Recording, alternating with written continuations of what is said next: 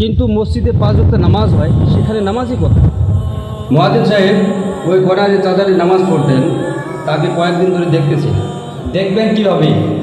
সেই চাচা তো 3 দিন আগে মারা গিয়েছে। ইন্না লিল্লাহি ওয়া ইন্না ইলাইহি রাজিউন। এটাই তো জীবন। আজ তিনি চলে গেছেন, কাল আমাদের মধ্য থেকেও কাউকে চলে যেতে হবে। চলেন বাইরে বসে গল্প করি।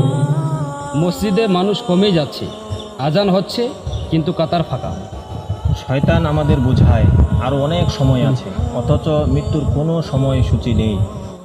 যখন জানাজা হয় তখন জানাজার মাঠ ভরে যায়। কিন্তু মসজিদে 5 ওয়াক্ত নামাজ হয়, সেখানে নামাজই কোথায়?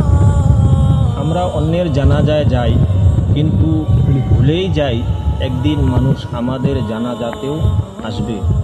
একদিন আমার জায়গাটাও খালি হবে। হ্যাঁ, আমারটাও একদিন খালি হবে। তখন মানুষ বলবে লোকটা খুব ভালো ছিল, কিন্তু আল্লাহ জিজ্ঞেস করবেন আমার ডাকে কতবার সাড়া দিয়েছিল। যদি আজকের আজানটা জীবনের শেষ আজান হয়? হ্যাঁ, আপনি ঠিক বলেছেন। আমিও মনে মনে ভাবছি যদি আমার আজকের নামাজটাই যদি শেষ নামাজ হয়। তাহলে দেরি কেন? চলুন মসজিদের দিকে ফিরে যাই, কারণ কবরে যারা চলে গেছেন তারা ফিরে আসতে চাইলেও তারা আসতে পারবে না।